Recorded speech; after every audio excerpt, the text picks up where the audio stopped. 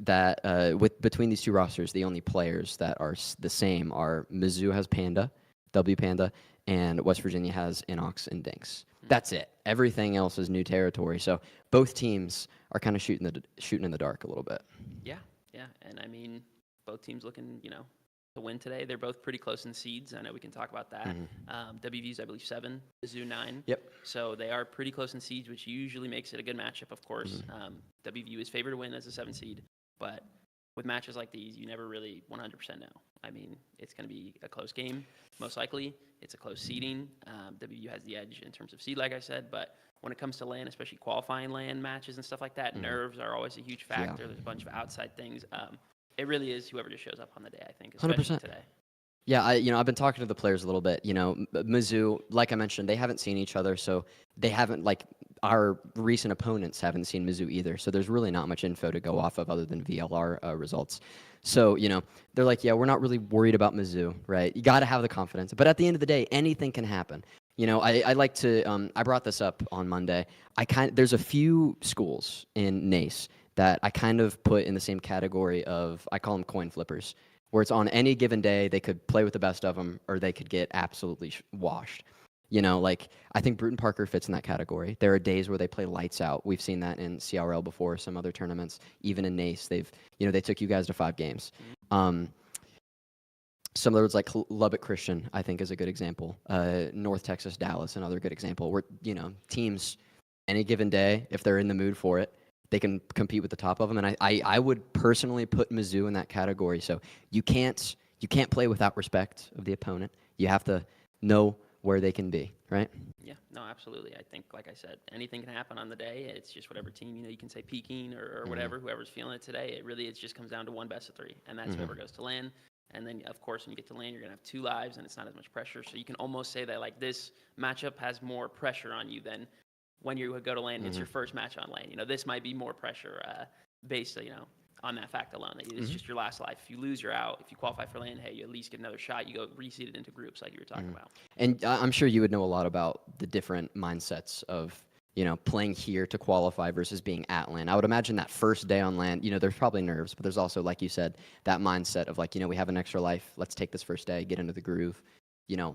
Next goal, make it to day 2, right? And then you get to day 2. Now we're playing to win, right? Yeah. Do you think that's the case? Where it's the nerves are really at their heaviest here, of course, until you get to the last game. Yeah, I mean, I think even when you're confident, we were confident in our matchup against Southern Miss. I don't know if we've ever lost to them. Knock on wood that next year we don't lose to them or something. But I don't know if we ever lost them. But still, I wasn't nervous, but I was worried, I guess, in the sense of what if they're peaking on the day? What if we're playing bad on the day? What if anything can happen? What if they get a couple unlucky? Whatever it is, right? You really never know 100%. And I think that makes it a very nervous matchup for tonight. I'm sure they're confident. I'm sure they think they're going to win this. But there's always that little, some voice talking in the back of your head that's just like, well, what if, or what if? What if somebody's eyes get tired? What if, what I'm saying? What if somebody's wrist cramps up? Who knows? But regardless, let's do a quick recap, because we've been talking all about all 3 teams are making it. So let's do a quick recap because this is the last match being streamed before a potential watch party for the teams that go to LAN. So firstly, Call of Duty, first to make it. Let's take a peek at their bracket. We don't have it to show up on stream, but if you want to follow, I think exclamation mark bracket in chat sends you to the NACE League Spot page, and you can click through the different titles and follow along from home. Regardless, first up, COD, we have West Virginia, Akron. I believe that's Long Beach City College. Bit of a sneaky team. I didn't see much about them. Of course, they're out of the West region. Cumberland, Keanu, Conestoga. The big thing here is Texas A&M took down Fisher College to move on. St. Clair got the bye, of course, as one team dropped out of the playoff. But 9 seed beating, Fisher was the 8 seed, but I think they were a phony 8 seed. I think they just, forfeited a couple games. Regardless, interesting spread of teams. So in a couple weeks here, the 24th are when LAN starts. The 26th is when COD plays group stage. So you're not going to want to miss that group stage for NACE. It's interesting teams here. Long Beach City College taking down UNTD, who beat West Virginia a few weeks back, I believe 3-1. So definitely a good team. And if, a 10 seed Long Beach can beat that, who knows where they can go. And then moving back to this past Sunday, a little recap from Rocket League. The Shawnee State-Illinois State match was rescheduled to today. They played earlier today. So the bracket is now finally complete. Shawnee State came out on top against ISU. Akron, Old Miss made it. St. Clair made it. Maryville, Lubbock Christian, West Virginia, Bruton Parker. So, of course, these will be reseeded, right? But I'm curious on your thoughts of these top 8 that go through, because you've played all of these teams either this semester or in past semesters. I know Lubbock Christian is one that you guys played a lot this past fall and the spring before. Got some powerhouses. I mean, honestly, the 3-0 Bruton Parker taking on Davenport was kind of mind-blowing to me. I thought Davenport might have some more fight in them. You know what I mean? Yeah, no, I think Davenport, I think that wasn't their full roster that they played with CRL. Yeah, it wasn't. It wasn't. It might have been a little bit different with that one. So that one, no, wasn't. Yeah, they had Tater, Nara, and Byra in. Right. So it was their second team, I believe. Yeah. So that one, actually not too surprised that, Bruton Parker was able to take their really good team, like in terms of like the 3 of them, they play really good together. So that one's not too surprising to me. All the other matchups honestly went exactly how I thought they would go. I think the high seeds, the 1 through 3 were locks, or 1 through 4. I think down to Akron was just kind of locks. Ole Miss, not too big of a surprise. I think the only actual upset was Lubbock making it over Oklahoma Christian. That one, not the biggest. Like I said before, the seeds are not that far apart. Not the biggest upset in the world. It's not a 1 seed, getting taken down. Lubbock Christian had definitely a chance in that matchup, and they obviously took advantage against an Oklahoma Christian who wasn't on their day. And then finally, I believe ISU was supposed to be seeded in. I think ISU was a little bit like just a 1 seed upset. Yeah. But of course, Cosmic isn't playing anymore with them. True. So I do think that was an expected matchup. I think their seed is a little bit just 1 or 2 seeds higher than it should be, because Cosmic is not playing with them right now. So overall, I think everybody really qualified that was supposed to qualify. I think the only one was Lubbock Christian. But as a whole, with the Rocket League teams, I think that it's hard to get an upset in that bracket. Yeah. I think it's a lot harder to get an upset in that bracket than CRL or something otherwise, just because of, I think, the seeding between the top 8 and lower. I think like there's a skill differential that just really kind of gets bigger and bigger, like a bigger gap, with some teams not being in, like Northwood not being in, teams like that, like high-level teams. So I think the gap gets a little bit bigger as you go down in seeds, and so it's not that surprising that the high seeds were the 100%. Ones that made it through. And speaking of ISU, shout out Cosmic, the RLCS teammate, right? You and Tool. Yeah. Yeah. Shout out. I've seen him in chat a couple times, watching you guys play. So, great guy. Regardless, let's move on to the talk of the town tonight, the Valorant matchups. We have the NACE bracket, the official NACE bracket, to put up for you guys to take a peek at. So, looking at it, similar to all of the other brackets, of course, the seeding was not friendly to the non-super conference teams. I think it's fair to say. The top of non-super conference, though, Harrisburg, did get the bump above Oklahoma Christian, who was in super conference. Oklahoma Christian winless in super conference. Harrisburg undefeated outside of super. So, makes sense the committee put them that 1 seed above, gave them the nod, which is funny because I believe OC actually took Harrisburg's spot in super conference, and now they're playing to qualify for LAN, which I find interesting. Nonetheless, I would kind of go down the same route that you just did with Rocket League. I think the first 5 seeds are locks. I don't see Siena Heights beating Fisher. I don't see Wichita beating Winthrop, a top 3 challengers team. I don't see Stony Brook getting close to Maryville, and I don't see NC State having a shot against St. Clair. Harrisburg OC, I think, is a toss-up. Harrisburg on a winning streak outside of super. OC had not had a real, good win in super. So I think that one might be a tale of a team trying to continue a hot streak versus a team trying to build their first hot streak to go to LAN, right? Exactly. And I was going to say something about that too, is don't forget with the 8 and 9 seed, they're similar seeds, but they did not have the same seasons, where the 8 seed is going to be a team that is, just losing on a losing streak right now. Usually it's a team that had 1 win, maybe 2 max in the entire season for the super conference. And that 9 seed is going to be a team that's the complete opposite there.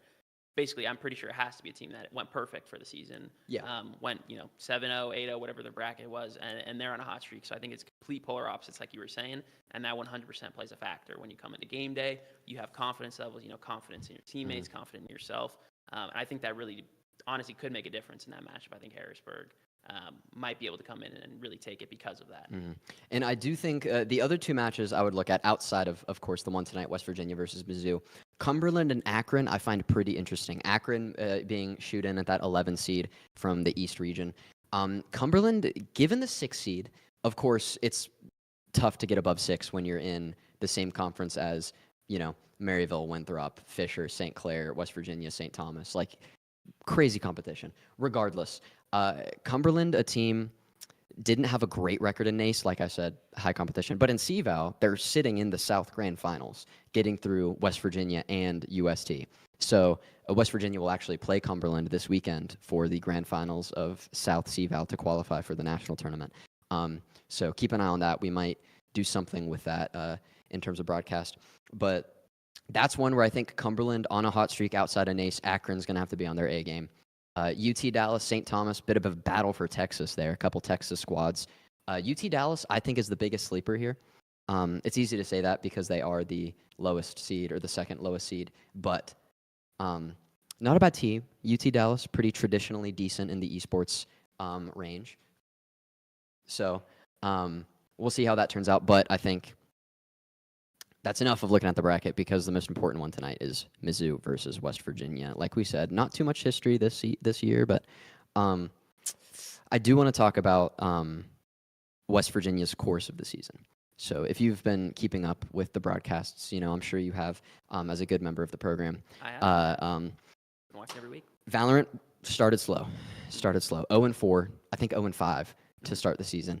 Got their first win, and then from there, they only had one game left, and it was against OC, who they beat. So finished with 2 wins on the season, being the last 2 games, which I think is if you're going to start winning, it's better right before playoffs. No, 100%. And then, pair that with CVAL, where, like I said, they won through winners, lost in semis, and then won losers finals, now in grand finals for the South region. So making moves in CVAL. I think this map change, the map pool change, some of the agent changes, the deadlock buff, for example, the Neon, or rather, Neon wasn't touched. The Tejo nerf, for example. I think things like that are really helping this team thrive a little bit towards the playoffs.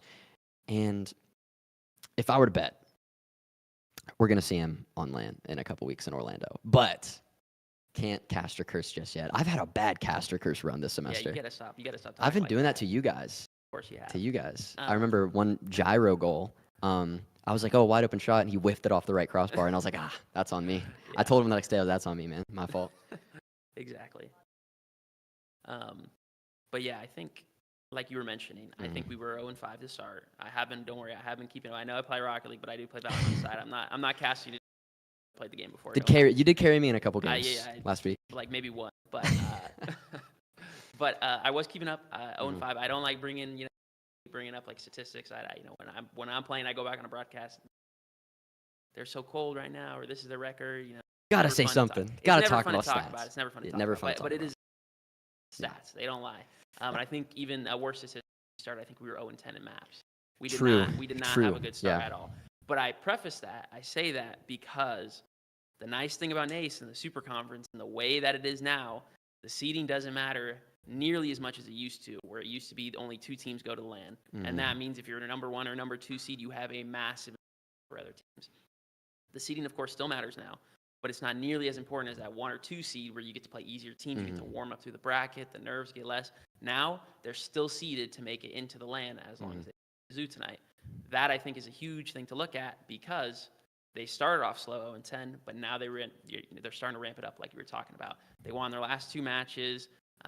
CVAL's been going good for them. They've been having this momentum coming into it, and I think it's really going to help them, especially tonight, coming off of those losses, to get right back into it on those wins. Map pool change, some agent changes. It looks like they're kind of heating up right now. Again, knock on wood, no caster. Seems like they're heating up, and it's. I 100% agree. It's a great point because now if you're the 6th or the 7th seed, you're still playing 13, 10 seeds, right? And then you get reseeded in groups, so you have a fresh start going to LAN, right? Exactly. But before we get ahead of ourselves, regardless, the lobby is starting to open up. So we have a pregame interview with Marco. We're going to play for you, and then have a couple of words on that before we get into the match. So let's go ahead and show that interview. I'm going to instant transmission downstairs per usual. Thanks for throwing it down, guys. It is Gabe, and I'm sitting here with Excite, your first little appearance in the pregame, right? Yeah. For the interview. Regardless, big week.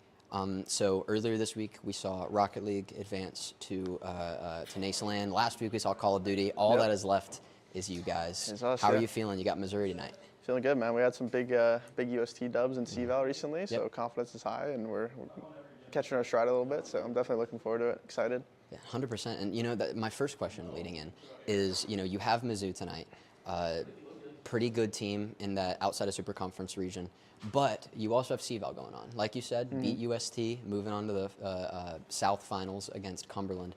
You're in the thick of it right now, I'll just say. I know you're scrimming 5 hours some of these days. Yeah.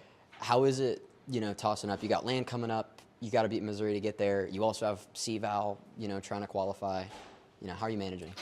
I mean, it's not too different for us. We're kind of used to a very heavy workload as far as Valorant goes, so it's kind of just like another day. Like, always have a lot of stuff coming up, a lot of practice, long hours every day. So, yeah, I'm not too worried about it. No burnout. Another day, another dollar. Yes, sir. Regardless, you got Missouri, like we said, Mizzou, last roadblock to get to LAN. It would be your first NACE LAN as a roster. They didn't even have one this past fall.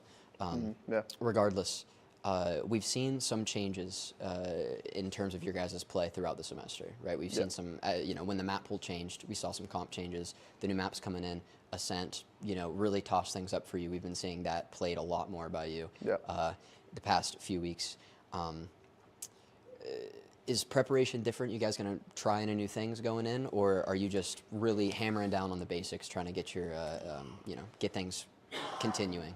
Still kind of like hammering down the basics. I feel like we're constantly trying to adjust to like new metas and even like individual play styles, like trying to shift things around to make sure everyone's comfortable and, just trying to find some sort of success that way. So. For sure. And, assuming you're fully prepped and things go well against Missouri and you get to LAN, how would that feel as a team? Because I know camaraderie's been pretty high, at least being around, a fly on the wall in here. What would it mean to you guys as a group of 5 in your second semester, making it to LAN and being able to compete in group stage, potentially having a shot, semis, grands, on LAN, on a stage, in front of a bigger audience? What's it mean to you guys? I mean, it'd be huge.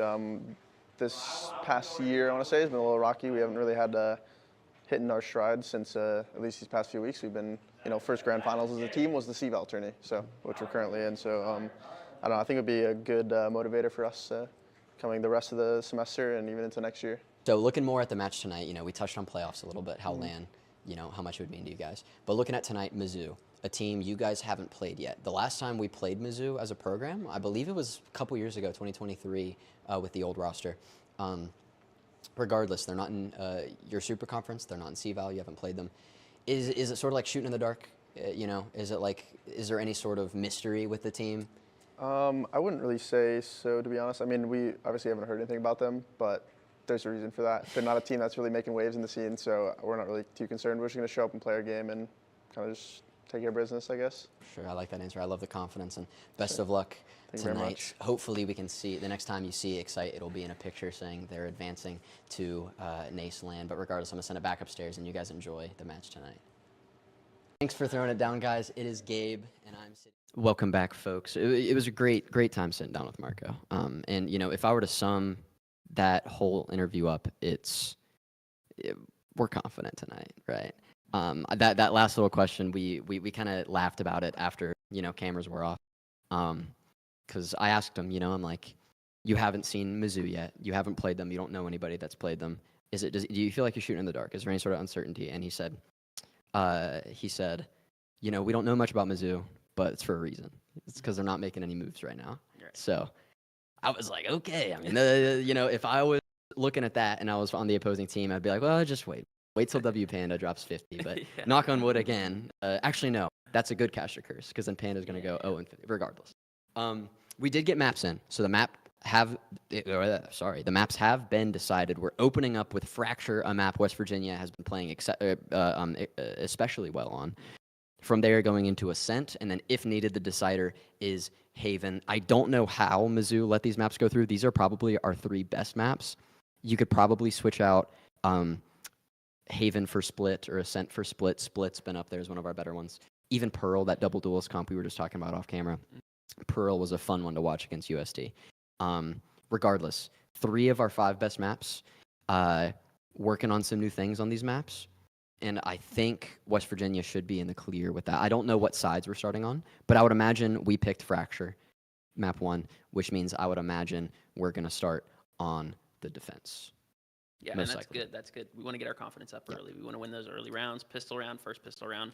It's the same thing with like Rocket League, where it's like the beginning is always, it's just a momentum setter. It's really good when it goes for you, and it's really bad when it goes against you. So I'm personally going to be looking at this map one, especially the first half. I'm going to be looking at, obviously Fracture is kind of a one-sided map, offense, defense. So it's not exactly the most balanced map ever. Not my favorite to play. Right. So first half, second half doesn't always go the best way of showing you. That's why we're not sure exactly yet if we're attack or defense, but I think it's going to be a big tone setter if we can come out and win pistol, get the first few rounds, maybe get a bonus going, and I think it's going to be able to set the tone not just for Fracture, but just for the whole night. Quick, hopefully 2-0, get out of here. Don't even see Haven, get out of here. But that's what I'm hoping for. That's what I'm looking at tonight. I think that's what we're all hoping for, unless you're just a psycho and want to watch 3 maps of Valorant for the next 3.5 hours. But regardless.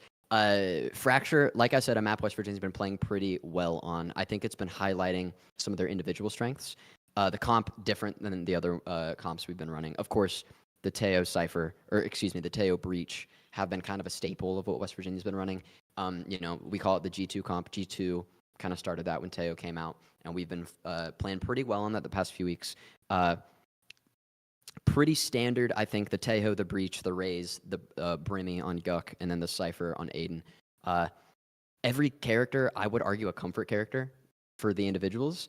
I know Guk is more of a Omen Astra kind of player, less of the Brimstone, but still can play aggressive with that Molly, can take fights early, things like that. A77, known for the lurks, right? Very good at that. He takes so much space on Fracture. The last time we saw it, he's everywhere at all the time.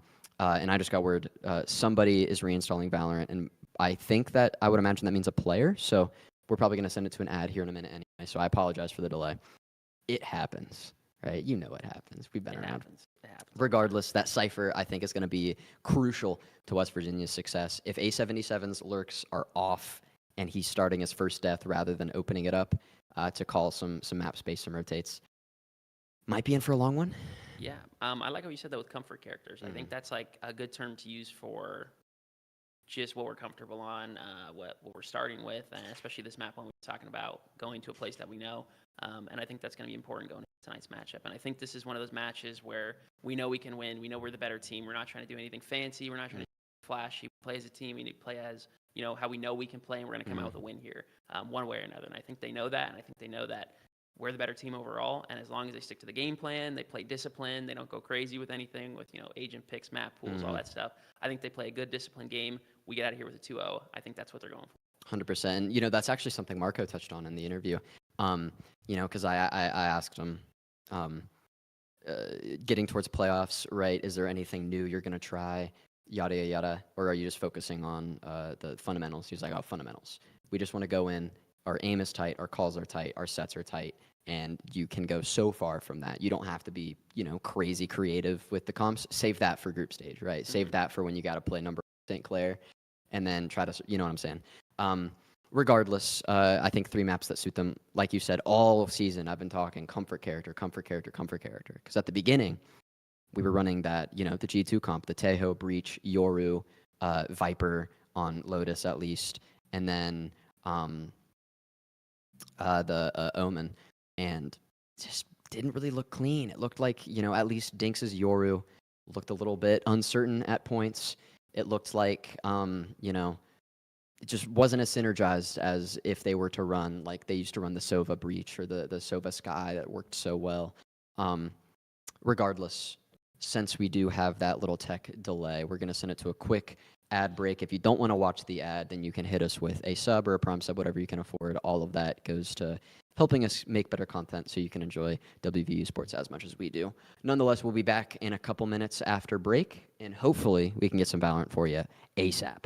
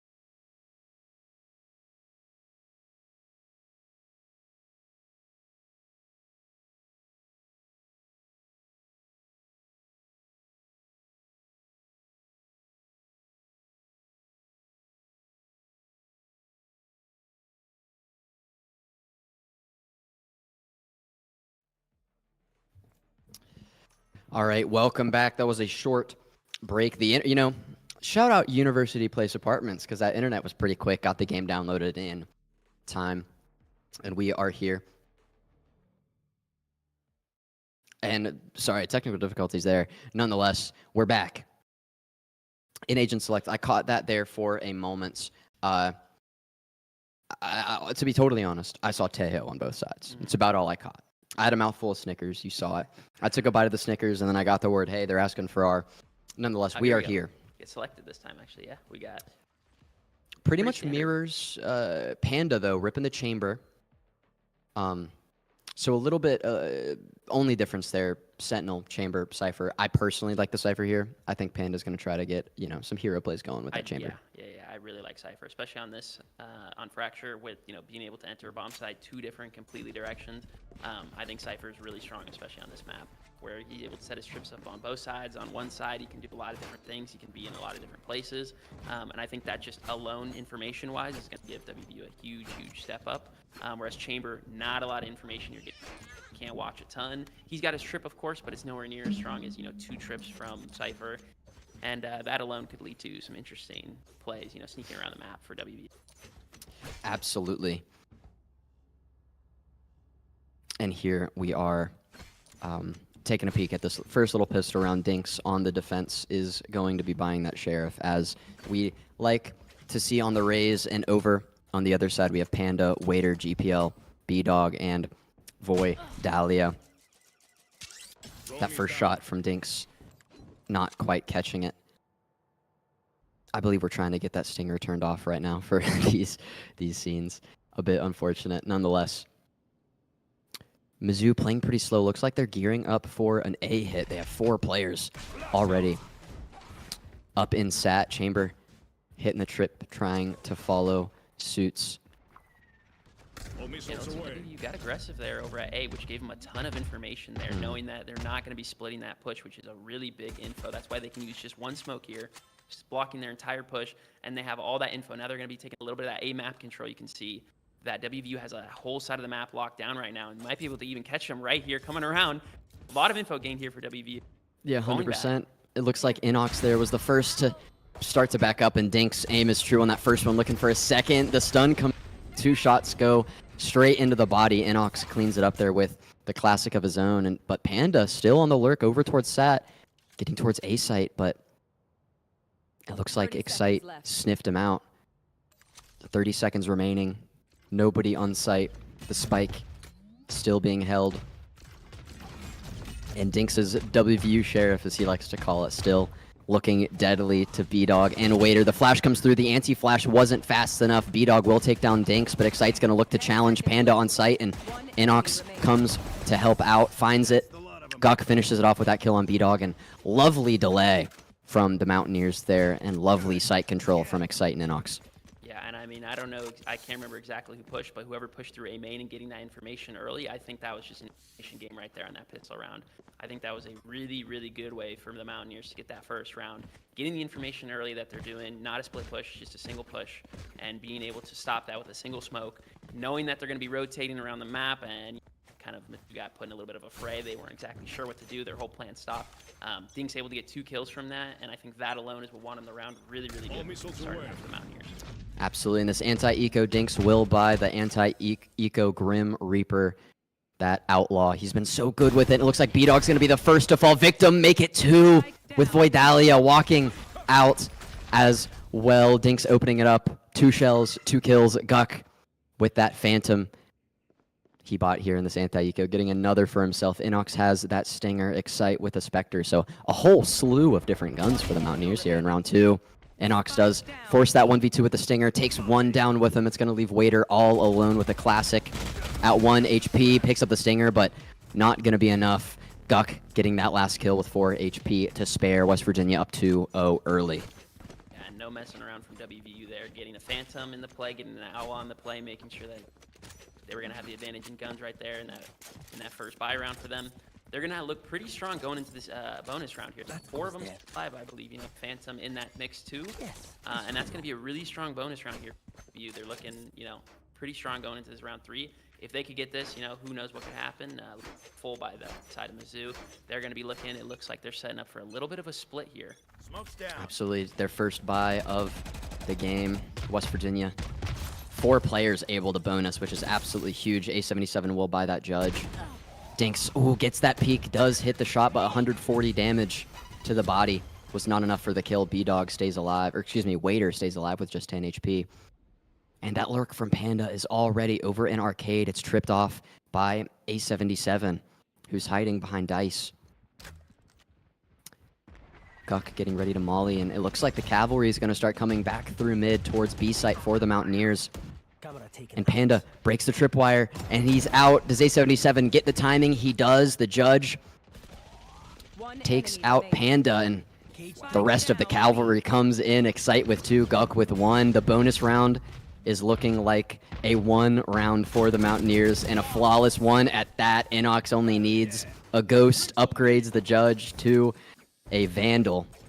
And the Mountaineers starting off strong, trying to punch their ticket to the airport to go to Orlando. Yeah, and I mean, I alluded to it earlier with that second round win. So many guns left for them. Such a strong bonus round, and I mean, I wasn't expecting it to be that strong.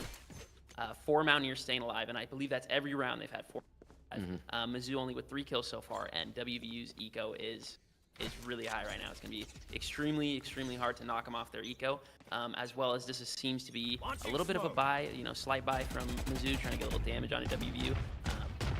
First kill coming out already, though, for Excite, getting a wonderful pick right there. Yeah, Inox got a first round, or excuse me, a front row seat to that opening kill from Excite, and then gets one of his own. Excite with a second. Voidalia does get the trade on Inox with that Stinger. But like you said, the buy wasn't huge. Very broken for Mizzou. So only 2 Stingers, but Stingers can do damage. Guck, the wide swing with the Phantom. Does shut down the hype there for a moment, but I mean, B-Dog looks like he did his homework watching some G2 with the skill he had with that Stinger. Nonetheless, the buy is back on track for Mizzou. The eco not in such good health, and the Mountaineers, I mean, 2 players with 7K plus is diabolical going into round 4. Yeah, and I mean, Mizzou, good job bouncing back when they had only 2 left. They got a couple kills. They damaged a little bit of the eco, which was, of course, their goal going into that round. Not really expecting to get a round win coming out with, you know, Sheriffs and Stingers, but good damage done from them. West Virginia does maintain the lead here 4-0 now, and we see that op actually coming out for Dinks. That is a big thing to look at here for this round. That is absolutely huge. We've always been a fan of Dinks' op. All my years here, I always get so happy when I see him buying the operator, and it looks like he was looking in the wrong space. Mizzou deciding to avoid that A site, hitting B pretty hard. The Rolling Thunder does come through. That was from Mizzou.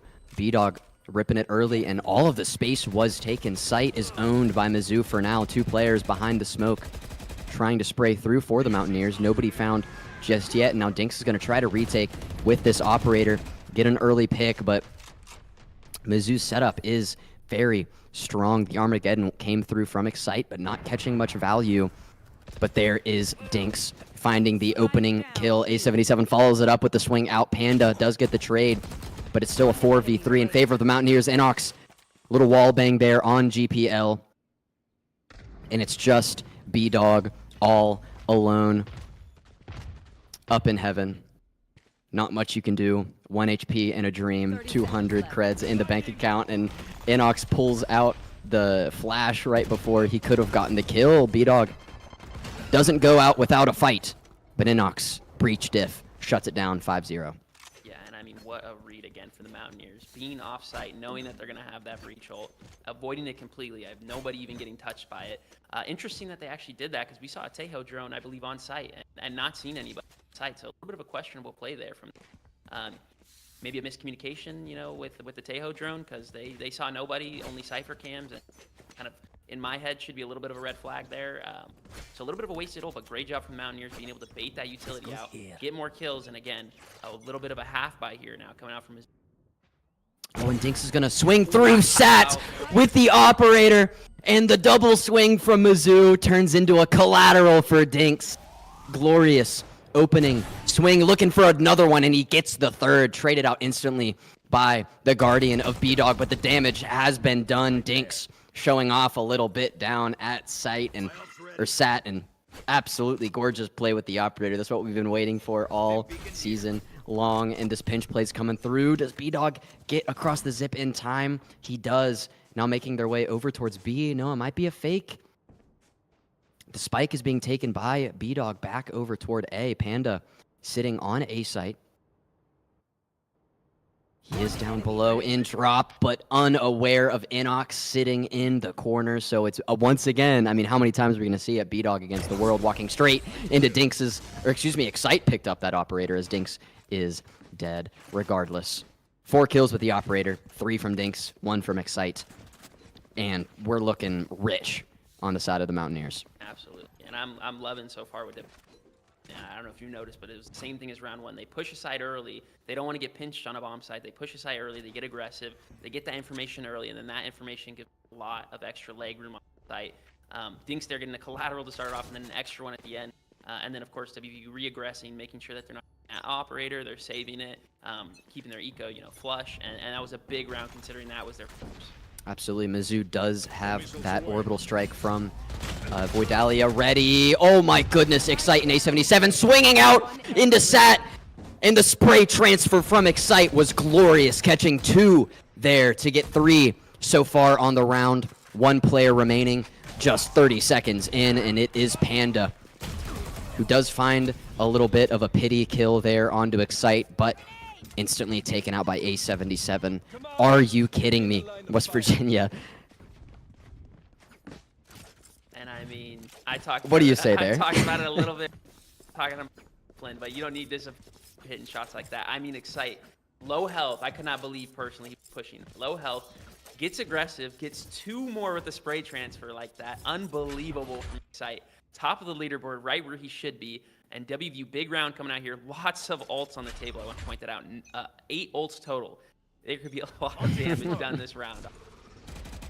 Yeah, I mean, I've definitely casted some. I casted one match a few weeks ago where 10 ults were used in 1 round, but with a player already dead, I'm not sure if that's going to happen. The showstopper is popped by Dinx, who finds a kill after finding the first one with the operator. Guk follows it up with another one and walking straight through Smoke as Panda into the crosshair of Guk. Last player here is Voidalid, and he is caught out flawless once again from the Mountaineers. Guk catching that one, and West Virginia 8-0 on the defensive half so far. And I mean, could this be a shutout? Are we saying first shutout? I want to point out they have been unbelievable so far, WVU. Just insanely disciplined, getting information early. They're playing that info game early. I keep talking about it. Getting crucial kills. I think they feel like they have every single first blood so far. And it's giving them a man advantage. They're peaking together. They're winning their one-on-ones. Fantastic job right now. It feels like they're firing on all cylinders. Absolutely. And GPL 0-8. If you want to succeed, especially on this map, your duelist has to get involved, and trying to get involved there with the showstopper to open it up, but the salvos from Excite catch 2. Or excuse me, no, that was the Armageddon, the early one. Catching 2 and leaving GPL at half HP with no showstopper and just a Guardian. The Mountaineers are they're not letting anybody take any space on the sites. They have to work for every inch of the map, Mizzou does, and now making their way back towards B main, and looks unsure. They look unsure as to what to do. 2 players tickled from that Armageddon, pretty low HP, and it looks like they're just going to try to double back and re-hit B, but Dinx's operator has other plans. GPL falls. 2 players now for Mizzou, the last left at very low HP. Dinx is traded out by the Bulldog of Voidalia, but it's not going to be enough. Guk looking for another 2-piece, very low HP, and the Brimstone diff comes through. 9-0. Yeah, and I think unsure would be the word right now for Mizzou. I mean, credit to WV, they're looking amazing. I do think a little bit them as pushes right now are a little bit discombobulated. I feel like they're pushing as 5, together. When they're trying to do these splits, one side is getting shut out. Doesn't matter, A, B, WVU, just reading plays right now. Feels like WVU always has 5 players on the bomb site they're hitting right now. I mean, it's unbelievable what they're doing. Hopefully they can keep it up. Just 3 rounds left in this half. We're looking at another save. I feel like I keep saying that. WVU looking really strong here to take this 10.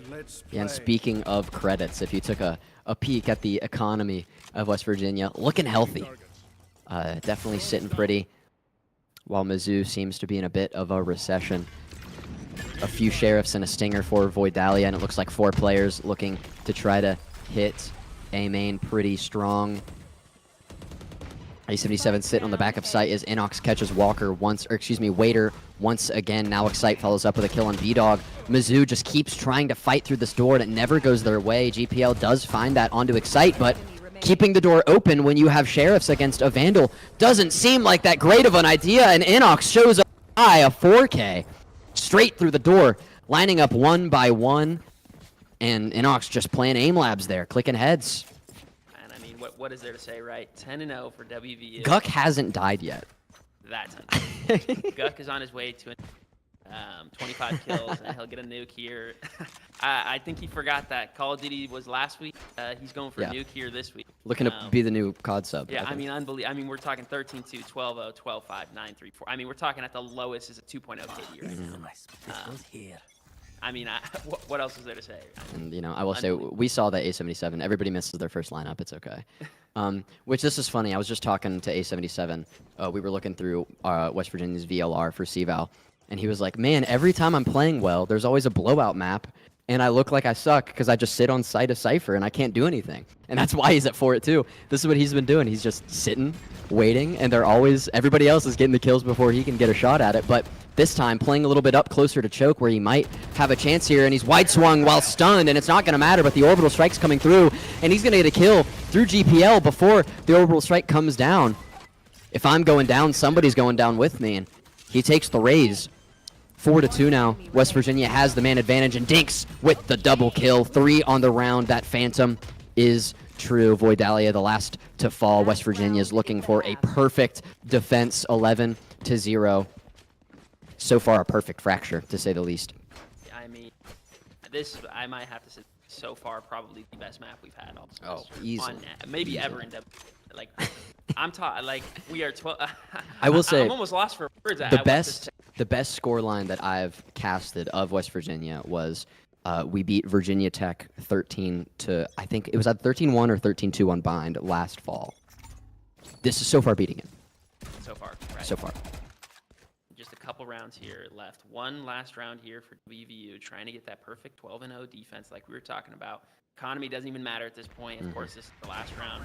Full buys out of everybody, trying to get as much information. Here comes 2 kills from the Odin. Is he going to get more? 3? A77 getting 3, buying that Odin. Spam dice there, and spamming dice he did, and got 3. And now the swing out from the operator, the bit of a rotate there, catching Panda all alone, and Excite getting that last one on GPL. The perfect defense was confirmed. Mizzou only having 3 Guardians along with 2 rifles, all that they could afford. And I mean, it looks like mirrored statistics here. The top frag, B-Dog for Mizzou, 6 and 12. Inox topping West Virginia's leaderboard, 13-2 with 11 assists. Guck still hasn't died yet at 12-0 with 5 assists. Everybody's clicking on all cylinders, and this is the type of confidence that they're going to want to ride out. Point out, I think an unbelievable statistic that I just came to mind. I'm not even sure that Mizzou has put a bomb down that whole half. I don't remember a round where I don't believe Mizzou got a bomb down in that. Big analytics guy. That speaks volumes, folks. If you haven't watched Valorant, that is an unbelievable stat line to put down. Absolutely, and the fault line along with the salvo is going to come through to site, so West Virginia can try to fight through the back site of A, and they're going to do it quick, getting an early kill there, but Panda TP's back to site, and that Headhunter finds 2, so Mizzou's not slowing down here on attack, looking to start off strong and potentially mount what looks to be an impossible comeback. A77 all alone with a Ghost. Panda, the only play remaining with damage done, sitting at about half HP.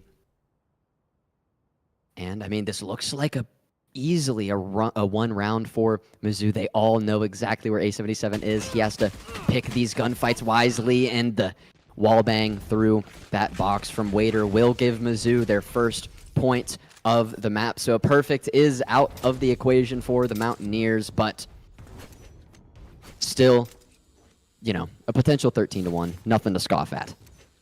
And I want to give credit to Panda. Great shot. Yes, yes, gorgeous. Completely stopping the push at WVU, winning the pistol round almost all on his own right there. Great job from him. Not giving up, especially after a 12-0 stat line. It's always hard to kind of mentally be back in it. So great shots from him. He gets Mizzou back on the board now. They're going to be coming into this with a strong eco, trying to see if they can stop the Mountaineers.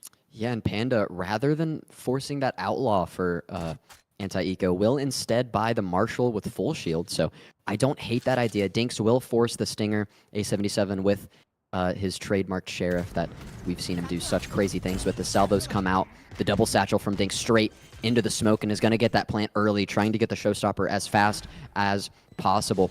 Rank up those ultimate orbs. In the defense from Mizzou, making their way back from mid and B site. And it looks like they're looking to death ball here through A main, and that strategy has not worked so far, trying to push the side on attack, and Dinks catches one with the Stinger. Panda instantly trades it out with that Marshall. The Molly is going to force Inox all the way off of site and back towards Satellite. So Mizzou retaking that space very quickly, pretty easily, I'll say, and the defuse is already at half. West Virginia has little to no util to try to get back and spam this spike, but the clock is ticking, and Mizzou, it is halved. Somebody's got to get on it. One enemy remaining. And he gets him right at the end. And what a shot. Attackers win. I'm so confused. I mean, the Mountaineers do end up getting it down to that 1v1 scenario, and I do believe we saw just for a split second that we saw a lineup Brim. There was a Brim lineup. There was a Brim We lineup. didn't see it confirmed on our side, but I believe the Brim lineup that stopped that defuse halfway, and then Tejo Rockets right after. I mean, yeah. WU playing that round incredibly well, getting a plant down immediately, causing them to slow to the bomb site, and then right away, lineups out and everything. I mean, great spam shot at the end too to confirm it, and a great round to win, especially on an eco. That we're not supposed to win that round. You usually don't ever win. I mean, regardless, West Virginia did win the map, so very happy about that. But I'm just confused. Like, sure, there was a Brim lineup. You had the salvos in the pocket of Excite, but I feel like they retook so fast. Why not just stick it?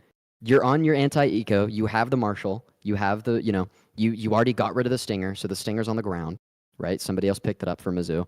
Why not just stick it, force out the util early, and then you can play once it's halved and play that delay game? I don't know. Regardless, it could have just been, it's 12 on the next map and try to mount the try to get a reverse sweep. The integrity of that one. Regardless. Yeah, we need an arbiter over here. We need a rebate on that one. Regardless, West Virginia going up 1-0 and maps taking fracture. We can say handedly, pretty dominantly. I would say that besides one single round where Panda popped, I would say that might have been WVU's best map this entire semester. That was unbelievable. They looked like a completely rejuvenated team out of NACE before. 12-0, a perfect half, only losing a round and forcing and winning in that fashion with lineups and stuff. That must be, especially for Mizzou, a really frustrating map. Maybe they're going to build some momentum. Of course, we know the map was probably already lost from Mizzou. But they were looking to build momentum. Don't forget, folks, it's a best of 3. It's going to be 0-0 next map. There's still plenty of game to be left. We're going to get mental reset here. We're going to get a couple rounds on the board. We're going to get a little momentum around, and then go to the next one. And then to lose like that, I mean, that's got to be just winning by fear. The fear of the wins it for the Mountaineers, and I mean, everybody played so well. I want to highlight Inox. I believe Dinks ended up topping that leaderboard, but Dinks, Inox, Guck was deathless until that first pistol round loss. So 1 death on the whole map. Absolutely gorgeous. Nonetheless, next we're going to see Ascent, a map historically good for the Mountaineers, but some deadlock buffs means that the comp is a little bit different. So I think that's the first time we're going to see this comp on stream. So I'm excited to watch it. You should be excited as well, so you don't want to miss it. We're going to send it to a bit of a break, run some ads. Like I said earlier, if you don't want to catch the ads, hit us with a sub or prime sub, whatever you can afford. Nonetheless, we'll be back with Ascent after the break.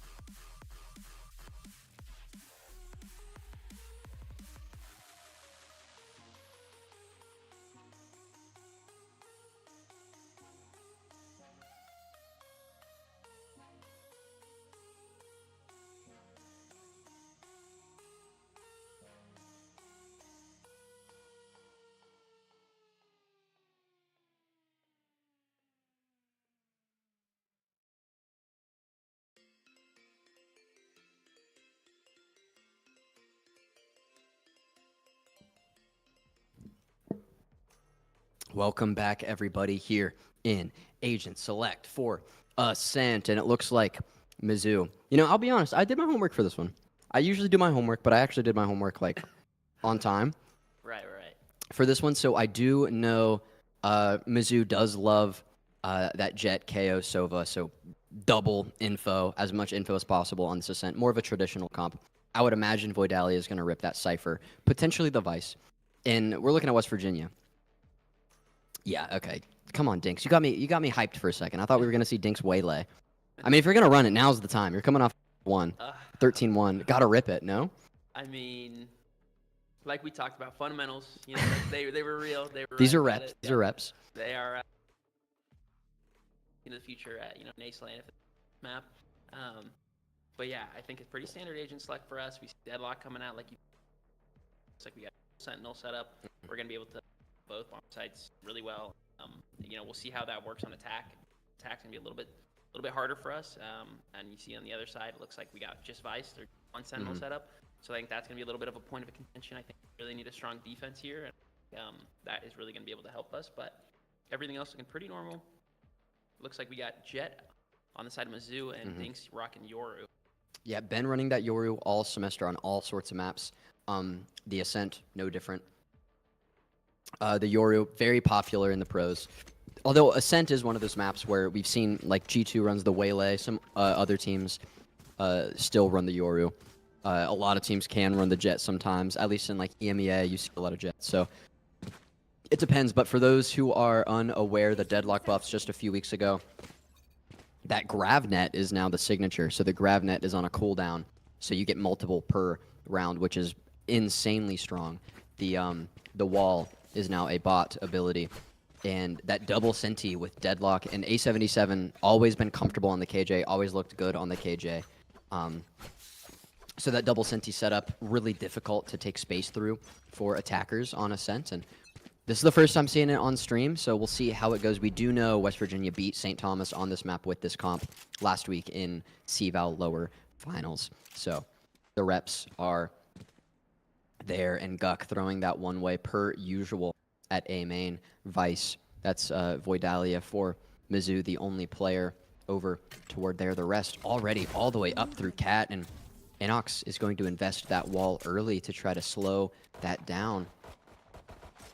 And they ring out the classic right clicks to break that wall, and Mizzou's making their way through tree, where the rest of the Mountaineers already backed up towards site, and it looks like Inox and Guck are going to go for this A main swing and try to force Voidalia out and challenge. And oh my goodness, Guck does a quick peek, sees Voidalia, and then a little too much ranked this week. Wasn't aware of the surroundings there on the box, but Inox is there to clean it up, so it is a trade. But West Virginia without their smokes now for the rest of this defense, and Mizzou's going to try to take advantage. The GravNet comes out, doesn't connect with anybody. B-Dog does find Dinks, but Inox swings. Already 3 on the round, finding 2. GPL and Waiter both fall. And Excite has the lineups for the Shock Dart, nearly catches B-Dog. And the Sheriff from A77. Click, clack, Panda falls, B-Dog falls. And the Mountaineers take that first pistol round. I mean, glorious aim from A77. After a bit of a fumble from Guck early, the Mountaineers come out on top. Yeah, and I mean, beautiful round from the Mountaineers there. Again, same strategy as the last pistol round. They're really pinching them, getting to spots that are making Mizzou awkward, and they go through tree room right there, push onto site, and we're behind them. Inox is right behind them in main, waiting for him, taking 2 players out, 3 players out, and then waiting there. An annoyance, and really good job from the Mountaineers being able to come back, and good trade from Inox, and then here we go right away with Guck with a pick, starting off quick here. Absolutely starting off quick. A77 buying that Marshall here for the Santa Eco. Dinks with the Outlaw. The spams from the Bulldog. Catch 1 and then 2. Are you kidding me, Guck? Somebody check his PC. I mean, my Bulldog doesn't do that. Regardless, we're going to see the walkout there from Guck. I mean, that kind of proves that, some people just get lucky through smokes, because then he walks out through Cat and gets caught out by Voidalia, but Excite and Inox catch those last 2. And these rounds are starting to get pretty quick, and they're over. Inox keeping that Bulldog, so we're going to have 2 Bulldogs for the bonus, an Outlaw and a Marshall. Excite still with a Ghost, the only who has died this map. And the first buy run from Mizzou is going to have 2 Guardians in it. Yeah, and I mean, great awareness from Guck there, like we talked about through the smoke. I mean, obviously, a player got scanned, so he knew somebody was on that long angle, and then a quick spam to a close angle in case somebody's going to push through, and he lands both of them. And I mean, what a play by him. A little, unaware after that third guy was, but it doesn't matter. We have 2 already to start. Nobody expects a Vice lurked up through mid. But regardless, GPL does get an early kill on a Dinks who was looking to get aggressive there on that TP out to Wine. Try to get some quick Outlaw spam through that one way. But now, Voidalia is making their way over toward B. A bit of a lurk there, but will turn around and head back toward attacker spawn. The smoke is out towards tree. The KO knife is on site. The paranoia comes through for Mizzou, and they're looking to flood this A site. And Inox not afraid in the slightest, catching 1 before falling, and Guck's retake through tree catches 2. The plant was not able to go down, and Excite with the Bucky runs straight to hell and sends GPL there too. Guck with 3 on the round, picking up a Guardian. Voidalia the last to fall, a little bit late to the party. The Mountaineers go up 3-0, looking confident. Doesn't matter what guns in their hand, they're just running back in for the retake. And I think we have a pause here. Yeah, and I Tech mean, pause. Great job from the Mountaineers there again. Another bonus round where they win, and credit to them with getting the reads on them. I mean, I want to see a little bit more depth in the Mizzou playbook. I feel like right now they're just running to site 5 guys, maybe 1 or 2 split off, but it feels very basic from them. Yeah, and almost West puggy. Virginia's just, exactly, Yeah. and West Virginia's just reading everything. I mean, it feels like every time site there's 5, 4, 3 West Virginia players minimum on a bomb site, and I think that's what's causing them a lot of issues right now. I hope they're not listening. No disrespect. Analysis. I hope they're not getting analysis. Yeah, I think that WVU is just reading them really well right now. We have a man advantage every time they're pushing into a bomb site, and I think that's why we're winning these bonus rounds. And you can see, the economy is just really good for us. Again, we see another op for Dinks, and that's going to be especially strong on Yoru, being able to teleport away, save his life, no matter if he misses a shot or not. Really strong composition coming out. Using the whole bank account for that operator. But I think, honestly, you're right on the money there. I mean, Mizzou, it's like they're trying to send Voidalia on these lurks, but the other 4 players are trying to hit the site before the lurk takes any space, so there's no info on anywhere on the map.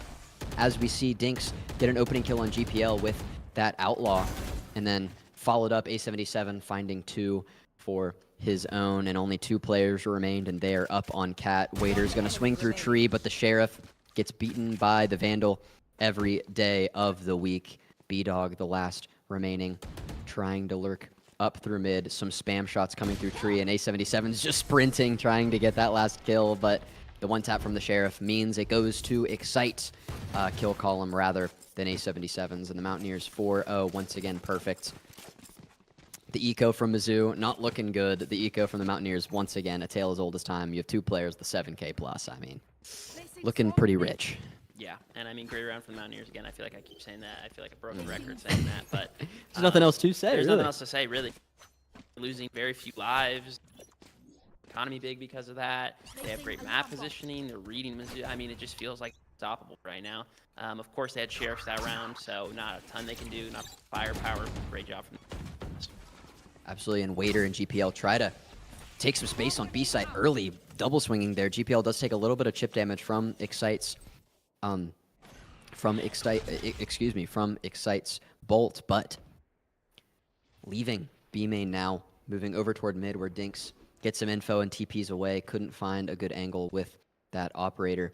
Guck still looking towards Cat from tree, and I'm not exactly sure what the plan here is, to be honest. I mean, you have 3 players playing from B-side mid, the other 2 looking to walk up A main, but I mean, the Yoru flash through the smoke, A77 walks out and looking in the wrong direction. Waiter does make him pay there, so Mizzou will fight for this A side up a player, but the slow rotate back towards A main, and instead of taking that space up through mid and fighting through tree, they're deciding to send all 5 in a death ball through A main.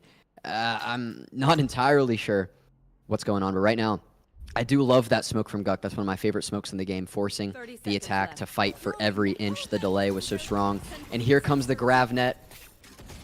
The ultimate, the annihilation comes through. Dinks with his second collateral of the day. First one over on Fracture. Spike down Guk A. looking to end the round after Dinks started it, and 3 on the round for a Guk will end it. I mean, I'm not exactly sure the plan. I'll say it again. You decide to funnel all 5 players into deadlock utility and an operator when you already had the map space. Yeah, and I mean, we talked about it. I talked about it on the pregame. 2 Sentinels locking down both bomb sites. I mean, it seems extremely tough for them right now to take any space, get anywhere, control on the map. But it's surprising that they didn't, feel out a little bit. They got A77 early. They had a Sentinel down. I thought they would take a little more space, figure out what bomb site that, Inox is on, that the Deadlock's on, and then kind of go the other way maybe, get away from that util. But looks like, in our favor, they don't do that. We get another round there from the Mountaineers. Another save coming out for Mizzou. Yep, and Inox early here cannot escape that KO knife. Wasn't fast enough to avoid it. And I mean, I guess in this game where there's a KO knife, there's 4 players of the Mizzou team, because once again, they're slowly making their way up toward A. Shadows traveling. Couple players over toward Wine. The smoke comes out from Omen, and it's a close smoke. So, kind of smoking off the spam from the Mountaineers. Sound sensor out. Potentially a rotate, but Voidali has already made their way over from B, so it looks like this is an A hit or nothing, but I guess they're going to work up mid, try to take space in Cat. But Inox's deadlock wall did force B-Dog to be stuck over in Wine, so he's going to be late to the party over toward mid, but a lot of map space taken from Mizzou toward mid, looking to fight through market here. The drone comes out through Waiter, but avoided by A77 Dinks, with the operator still sitting up toward attacker spawn. Guk Spike down A. just shooting lights out today. Getting 3, just not really moving too much from tree. They're coming to him. Now, Enemy remaining. looks like B-Dog tries to walk straight through the smoke. Inox finds him. Waiter tries to re-swing and trade, and instead taken out by Excite as well. And 6-0, the Mountaineers already guaranteed a tie at half, but it's looking like we're not going to see a tie at half. Yeah, I mean, again, just great control. We're going to see out here Ton first up for Panda. timeout coming. Fries, now is when, they're using their first timeout. It feels like everything they do is just getting shut down, and I don't think that's a discredit to them. I think WVU's just playing amazing right now. They're getting the reads. They're exactly where everybody is. I mean, we're 6 rounds in, and Guk has 13. He's got over 2 kills a round right now on average. He's playing lights out. Last map was playing flawless. I mean, what can you do when you're playing against, that kind of stat line? But again, I don't want to give any, discredit to Mizzou. I think WVU's just playing an incredible series right now, especially map 1 coming to 100%. map 2 with the same momentum. They have that aggression. They're not afraid. I mean, they're on defense, and it feels like they're playing like they're the attackers. We saw A77 get punished for it. Flashing in mid as, but it's that kind of confidence. I think that's got them to where they are right now, with the 6-0 lead and being able to keep a strong half going, and looking to build as many rounds as they can in this first half. 100%, and now the timeout is over. B-Dog topping the leaderboard for Missouri, 3 and 6. You already mentioned it. Guk at 13 and 2 has that Omen ult ready to go. A77 1 orb away from that lockdown. So strong on any map. Killjoy is in and playing an aggressive turret here. Does have the shorty in hand. The Killjoy knife does catch. So the swarm grenade and the turret will be out of commission for a moment. Dinks narrowly misses an operator shot toward mid, forced to TP back toward defender's spawn, and looks like a mid hit. 3 players being pushed up through mid for Mizzou. And GPL's looking to take the space through market, but A77's Killjoy is lying in wait. Will they clear Cubby? Looks like Excite's trying to make noise to keep the attention on him, and the smoke comes out, but A77 makes GPL pay, and Waiter and Panda are up next on the chopping block, falling for Excite. Voidalia does re-swing from main and catches both, so almost evens it up for a second, but Inox on the rotate finds B-Dog, and Guk is there, the last alive. using that ultimate to rotate quickly and finding Voidalia at the end. So 7-0 for the Mountaineers. And Excite, first death on the round, or on the map. How dare you? Will take the opportunity, though, with the clean slate to buy potentially an Odin, but looks like switching back. Yeah, and I mean, you know the Mountaineers are popping off when Dinks is on the bottom. I mean, when our duelist is on the bottom, that's a good sign. I think, you know, hopefully it's a good sign. But you know, today I think it just shows the strength of this team, the depth they have right now. There's not a single player right now in WVU who's playing bad now. Not a single one. 100% Gok opening it up again. His kill column. I mean, I think that's the 14th, 15th maybe. Regardless, catches that one early, and now 2 players from Mizzou all the way up towards mid again, the rest through main, but the defending Killjoy ult from A77 comes through, and Mizzou's going to try to force through this and find it and break it, but Excite is going to hold it down. A77 and Guk are there as well, so running into the lockdown, looking to get kills and find it and break it before anybody is stunned. Did not work out. Mizzou ended up losing on lives there, so 8-0 for the Mountaineers. Again, 2 maps in a row, and a full slate of Guardians getting ready to be bought for Mizzou. Can't afford much else.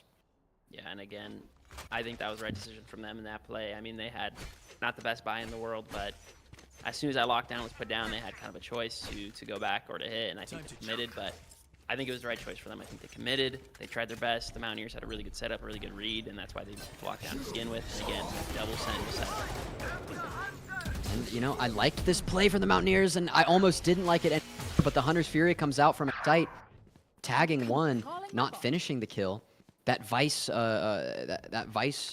flash from Mizzou did wonders there. The double swing out from the Mountaineers, only finding 1 life, but A77 spam through the smoke from CT, catches another, and 2 are very, very low. Excite does find Panda. And now he's in a 1v2, make it a 1v1, catching Wader as the shuts. Looking like an action movie when a door's coming down, you gotta slide under, you know, like Indiana Jones. Regardless, B-Dog taking the space back through defender spawn. Spike still on the ground. Doesn't have the Omen ultimate. So looking to hunt down Excite, but Excite kind of sniffed it out, making his way back through mid and towards main. And I don't know if B-Dog might be overcooking this a little bit. He might be bamboozled while trying to bamboozle Excite. And he will get the spike picked up, but Excite slowly swings out and sees B-Dog first. Goes down. The clutch from Excite in the 1v2, and West Virginia catches their 9th round. And I mean, 9K for Inox, 8K for Excite, 8,700 for Guk. I mean, what do we do? Yeah, and I mean, a 2v4, I believe that was. A 2v4, spam through smoke, gets another one before he dies, and WVU takes another round, looking like they're going to have another, you know, so far, doing an amazing job so far, just absolutely dominating every bomb site, every point of the map. Doing an amazing job so far. See if they can keep it up going into this next round. Trying to look for 10-0. Absolutely looking for another perfect half. And Dinks, it looked like that bullet hit, but I guess it didn't. And the sonar arrow does catch GPL in the updraft, but unable to hit the shots are the Mountaineers. Voidalia does find A77, so they're up a player for the first time in a while. Panda's going to look for the plant and will succeed. The Hunter's Fury comes out, doesn't catch any kills. Inox does find Voidalia, but instantly Excite is traded by the Guardian of Panda. The smoke from backside is down, and 3 players hiding in it. Guk TP's away, has to get out of that grav net. Inox at low HP, looking to swing for a bit of baits. Does catch B-Dog, who is blinded, and catches GPL behind Dice. And the Annihilation hits as well. I mean, textbook deadlock play here from Inox, but Wader looking to do it all himself. The Annihilation not broken. 4 kills on the round from Inox. What looked to be a potential round 1 for Mizzou. The Annihilation dies after the round ends, and Guk gets the defuse. The Mountaineers hit double digits. And again, another round, 2 in a row where I thought WVU, we should be losing that round. Amazing from them to pull that back. Inox was, I believe, 4 in that retake. On the round. That must have been a miscommunication from Mizzou because nobody was watching lane as they walked out. 2 kills for free for Inox as he goes out the lane. So again, a really good execute. Credit to WVU. But again, we have to acknowledge that was a bit of a mistake from Mizzou. I think there was a good blind. I think if Doru's flash that came Yes. out, Dinks' flash. Nobody was watching lane, and then he took advantage with 2 kills, got a third with his ult into the back of the site, and almost solo taking the site by himself. An amazing job from him. I mean, and he swung out. I mean, he was at such low HP. The reason I could think he swung out was for bait, for Guck. Right. It just was like, oh, they're not looking at me. I might as well click their heads while I'm at it. And speaking of clicking heads, we are going to be looking at Guck here. Does through the one way, and 2 players from Mizzou are going to walk through. Guck backing up towards tree. The Vice Molly is out, and the Paranoia catches 2. Guck finds 2 in tree, 1 in main, so 3 kills on the round. It's going to leave Panda the only one alive at low HP, and A77's Sheriff does the trick. Another quick round win for the Mountaineers, looking for a second perfect half in a row, 12-0 on 2 maps. The question is, will they win the second pistol round? That's what we need to find out. And 2 operators were... Oh, okay. Maybe we're not trolling. And, I mean, I have to point out, once again, Guck playing out of his mind right now. I mean, we're talking, if I'm not wrong, a 5.0 KD right now on the map. Unbelievable stat line from coming out. He's just so confident. We have a double operator setup coming out. A little bit troll, I would say, last round, but I think they deserve it after what an amazing half they've had. I mean, honestly, I don't hate it, though. 2 ops, a lot of delay here. You're forcing Mizzou to really think about what angles they're peeking, although they don't know that, the Mountaineers have 2 operators. But what they do know is that Inox is behind Jenny here with all of the deadlock utility at his disposal. Will use the wall early. Guck throws that smoke, and the second operator we're going to look at is Dinks, looking towards that entrance to mid, TPing away as Inox gets a kill before being traded out. Excite does keep the man advantage with a kill there onto the Vice, and now Waiter, the shock dart, trying to take space up through mid. A77 dodges them still, just has a Sheriff in hand. For fun, looking to win this with the pistol, but no, we'll switch to the Judge. GPL's the first out through the smoke. The updraft, the dash on the site, over Boathouse, but A77's Judge is there for the cavalry, finding both as they try to walk out through smoke. Guck continues the offensive powerhouse that he has become, and 12-0, perfect half for the Mountaineers. And Dinks is 4-6. He's just having fun. He's just sitting around. And the fact that you can say that Dinks is 4-6 and the Mountaineers went 12-0 and a half. I mean, I don't know if you're gonna ever see that again. I don't know if you're gonna be. Dinks definitely getting his cardio. 100. Walking around the map, teleporting, he's everywhere. But yeah, I mean, the Mountaineers 12-0 coming out of the half. They are at this point a singular round from going to LAN in Orlando at the end of April. Orlando. That was a good one. Nice. Thanks. But a single round away for them. Amazing job from them so far. I mean, at this point, I feel like I can say it. Mountaineers just playing lights out, about to qualify if they can get one more round here at any point in the next 12. Absolutely, and Inox buying the Sheriff here on this one, catching that first kill onto B-Dog. A lot of first bloods from Inox. I'd like to see that at the end of the map, what that stat turned out to be. Excite looking to drone through tree. Waiter sitting in the smoke does get the shock dart out. A77 is looking toward mid. A couple shots ring through towards market, but no damage done just yet. The Paranoia does catch Dinks, so he's going to have to take a bit of a sabbatical in the corner by tree. Excite does find Panda, who's hiding mid-site, and that is a wide open site after Panda falls. A77 back through tree, trying to delay the retake, finding one, but traded out by GPL. Dinks stuck in a grav net up in heaven. Or excuse me, that was Guck. GPL, very low HP. One right click should do it, but you got to get through Voidalia first, and Dinks does. Guck follows it up. Last kill of the map has to go to Guck here. And the Mountaineers, perfect ascent. 13-0. 26-1 in rounds in that matchup. I don't think you can... looking like a lawnmower. Spring morning. look at Dinks down there. I mean, I'm imagining Dinks like kicking his feet at his desk. Yeah, he's got like a hell. Definitely just chilling with his feet up in the air, carried to land. No, just all jokes aside, amazing game from the Mountaineers. I mean, an amazing series just as a whole. I mean, what more can you ask for out of the Mountaineers? 26-1 in round, like I said, unbelievable KDs. Everybody was popping off. Look, the lights out today, and they are officially going to be going to LAN. To Orlando. That is 3 for 3. The Mountaineers, every team will be going. That's going to be such a fun trip, I'd imagine. Yep. And yeah, For the first time, 3 teams. for the first time, 3 the teams first will be going time. to an event. I don't even know. Rocket League both gone to NACE together? No.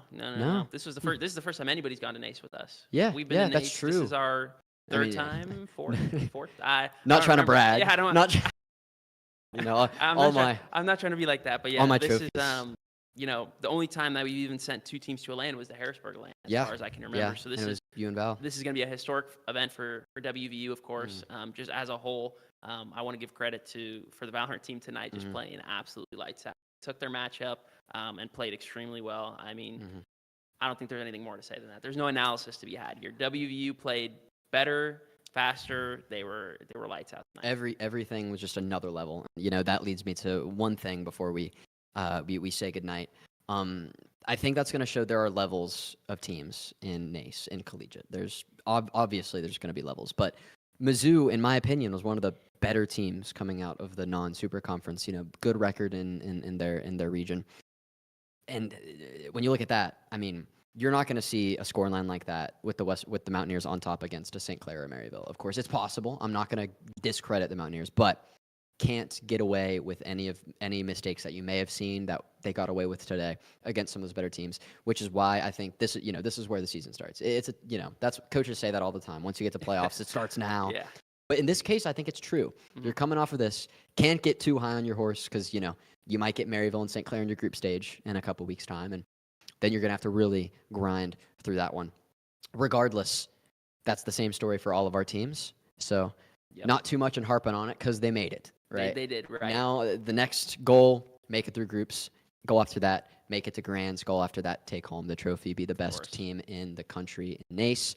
With that being said, thank you for joining me, Angel, tonight. Of course. Thank you for having me. It was a great time. You did very well. That has been the season for the Mountaineers, the regular season. Another year in the books.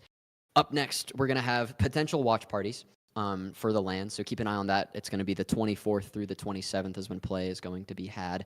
The 24th through the 27th. Regardless, make sure you keep up with all of that info on the socials. It's going to be at WV Sports on just about anything. !! Socials in chat. We'll give you our link tree where you can go through everything, join the Discord, all that good stuff. And this Thursday at 8 p.m., we're going to continue the Chatterbox series with It's Just Fate and Emily, one of our casters and one of our social media folks. Really fun. Come and chat. It's a great time talking about whatever they want to talk about. This week, it's going to be a fun one. I can tell you that much. That being said, this has been Valorant tonight. Thank you guys for joining. Thank you guys for watching. Hope you enjoyed it as much as we did. And have a good night. We'll see you in Orlando.